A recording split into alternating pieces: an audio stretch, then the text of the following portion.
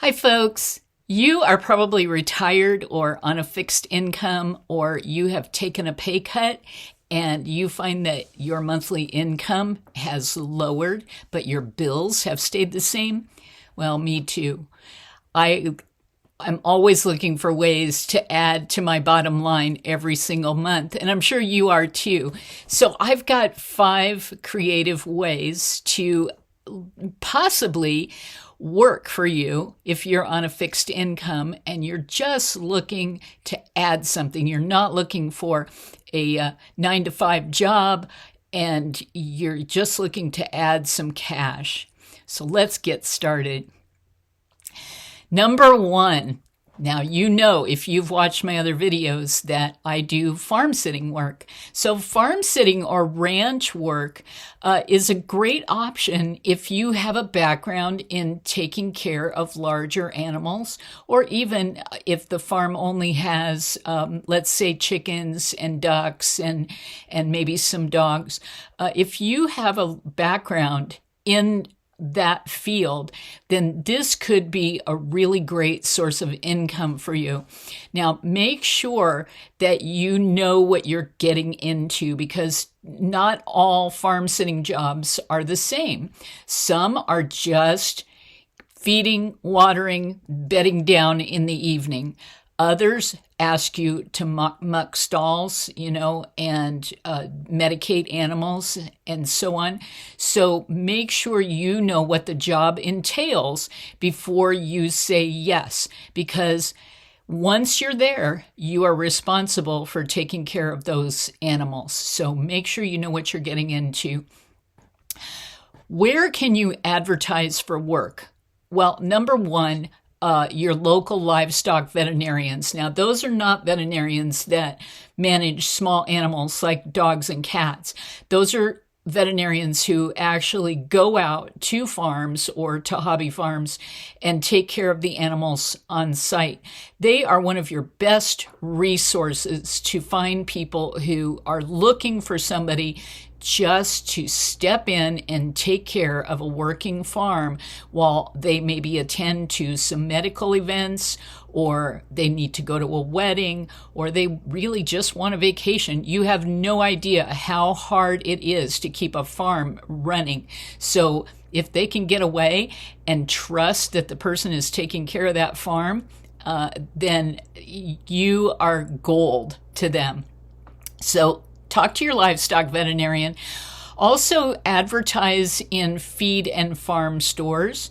That's where people pick up their feed for their livestock. And if they have a community board, or if you can just talk to the people who work at the feed and farm stores, just let them know you're looking for some work and what you can do and how available you are.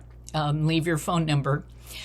Number 3 is ask the farmer. If you are getting farm fresh eggs right now, or if you are going to a farm stand and getting maybe pastured chickens, ask them if they know of anyone who is looking for a farm sitter, or for somebody to step in maybe for a day or a couple hours. That is also a good resource. And local produce and plant stores. Don't discount them, because they may not only be selling plants and produce, they may have other animals that are on their farm, and they would really, really love to have some backup help. So where can you look for those jobs after you've posted? Now, going back a little bit on this one, the number 5, I have to say, is also word of mouth. That's where my farm sitting jobs have come from. I've worked for one person, and they've told another, and they've told another. And so that's really one of your best forms of advertising, is word of mouth. So where to look for these jobs? Now, I hope you have a pencil and paper, but I will put all of these websites in the description box for you so you can go back to it. The first one is ranchwork.com. Now, I have not used this website, but what it is a site where you can go, and if you own a ranch or you're running a ranch, you can post job opportunities. But you can also go in there and look for opportunities. Some people are looking for just temporary or seasonal work on their ranches. And ranches are not just cattle. There are all kinds of different ranches. So that's a good place to start if you have background in that. I don't do horses. A lot of people specialize in horses. So whatever is what you are looking for, go to ranch jobs or ranchwork.com. It's ranchwork.com. The next one is in Illinois only, but I wanted to post this because I don't know where you live. And so I wanted to put this in as well. It's called thefarmsitter.com. Thefarmsitter.com. The next one is House Sitters America. They do not only post just houses or places that they want a body in, they also ask for people who are going to take care of different kinds of animals. So go there, check that one out, housesittersamerica.com. The next one is trustedhousesitters.com. Same thing. Go in there, see what people need, and check it out. See if there's something in your area, or if you want to visit another state. It's a great opportunity to get a place to stay in exchange for some services. And the last one that I have is petsit.com. So you can go there and also look and see if there are people looking for livestock carers, and of course dogs and cats. I mean, that's grand as well. So what you should know about farm sitting, there are all sorts of jobs that are related to farm sitting. You have no idea. I mean, you could be a bookkeeper for a farm. You could be a farm store employee. You could, if you have the stamina and the skill, you could be out in the field if you want.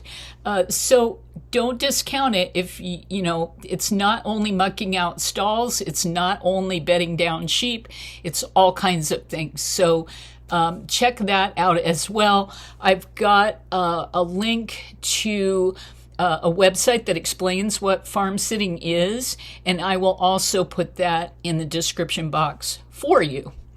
So let's move on from that.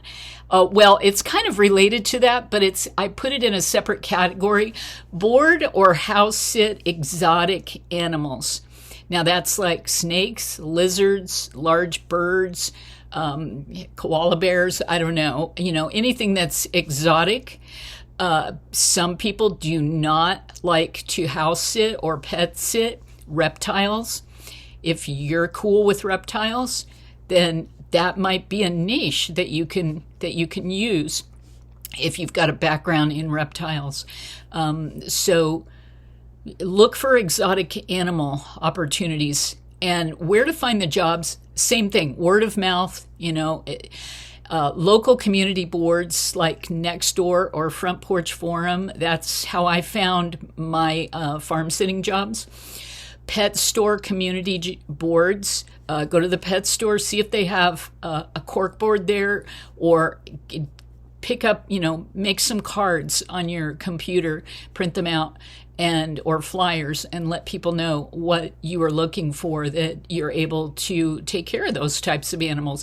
And you might be able to do it in your home or house sit at the same time.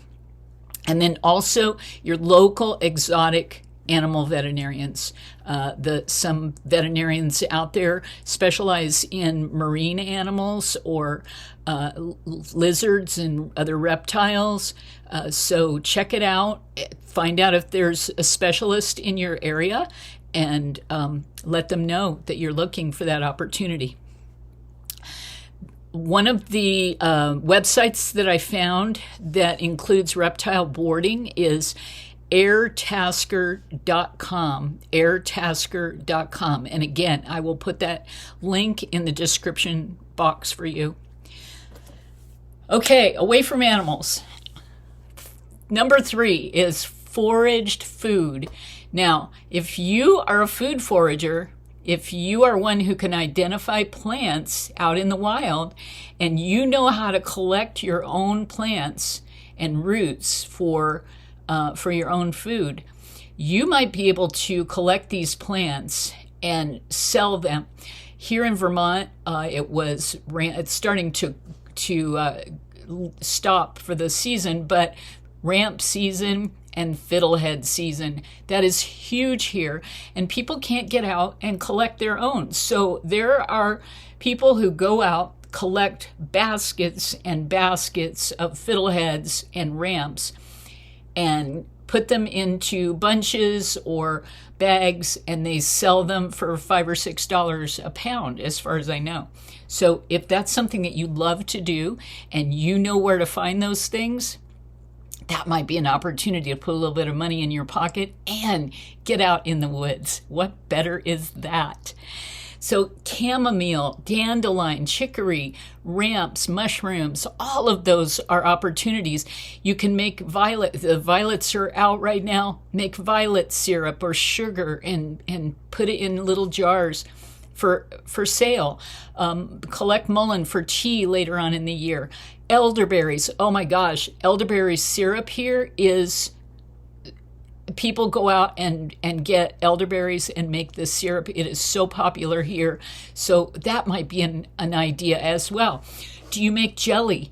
Or do you know how to create tinctures for different problems, different issues that we all have? Start collecting those things and making extra tinctures for other people, and decide what it's worth to you. Look at the local prices and sell them on the side. Now, you always have to check and make sure you're within the law in your state or your local area. That goes without saying, but I'm going to say it anyway, just to remind you that whatever you decide to do, make sure you're not breaking the law. Okay, number 4, rent out your tools or appliances. Do you have a snowblower, a tiller, a chainsaw, pressure washer? Even if you are retired and an older folk and you can't use those things anymore, or you're not able to use the tools, you can rent them out to people who want to manage a small job at their own home by themselves. Or if you are capable, rent those services out to others. Tilling in the spring, tilling in the fall, planting bulbs in the fall. Those are all services that people are looking for. Come up with a reasonable price for renting whatever tool that you have. Make sure the tool is in good condition so it's not going to break down on this person.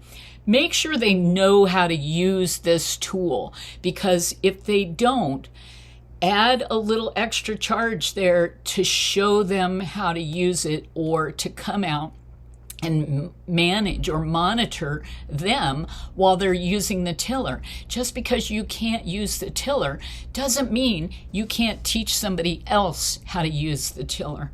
So make sure it's in good condition. And again, follow local guidelines. It's best to rent to people that you know or are in your area so that you're available if something happens. Also, not only outside tools, kitchen appliances. How many of us have one of those gigantic coffee makers that we used to use at all the reunions? Well, there are reunions still happening. There are still people who gather together with family or friends, and one of those coffee makers is a great idea to set up on one of their tables. Rent it out. They don't want to buy one because they only use it once maybe, and then it sits in the box in the basement on a shelf. So rent yours out instead of letting it live on the shelf. Rent it out. Even if it's a couple bucks a day, it's a couple bucks in your pocket, right? So look around. Pressure canners, canning season. You can rent out your pressure canners, your canning utensils, ice cream makers. Oh my gosh, there's so many things. If you look around, all those things that you have stored that you've only used once or twice, think about it. Make a list, come up with a rental price, and then start putting a little bit of money back in your pocket. And number 5, the last one, if you know how to fix those tools, if you know how to keep up and maintain that tiller or pressure canner or lamps or whatever else, it's time to advertise that skill. Bring some, the throwaway, it used to be throwaway appliances, we kind of went from repairing all of our appliances and our tools to just getting rid of them and buying another one. Now we're starting to swing back in the other direction, and people are starting to want to know how to repair their own tools and their own appliances because it's super expensive to go out and buy new stuff. So if you know how to work on those, like lawnmowers, tillers, even string weed whackers, the string is so difficult to put on. Charge $1 to put the string on for somebody. Make it economical for them because we're all in a money crunch, but make it worth your while. That's kind of the seesaw that you have to look at is, how am I going to help them and not charge too much, but make a little bit of money for my time, make it worth my while. So you have to look at both sides. And talk to your, places to go. Talk to your local appliance repair shop and see if you might be able to sign on as a contractor. And also look, put a sign up at the feed and farm stores, put a sign up in other places, like local diners, things like that, or a flyer. Think local when it comes to that type of repair. That's it. I gave you 5 really creative ways to earn a little bit of extra money, probably some that you have not seen on other YouTube channels. And I still have a list of other ways that you can make money, but that's going to go into another video. If you like what you're seeing here, if you're one of my regulars, thank you for being here. Thank you for subscribing and listening to me through this whole thing. We are not monetized at this point. We're still working towards that goal. So I appreciate all the time that you're giving me. If you're new, I hope you hang out with us for a while. You never know what's going to happen on this channel. So you have a magical, amazing day and start thinking about ways that you can bring in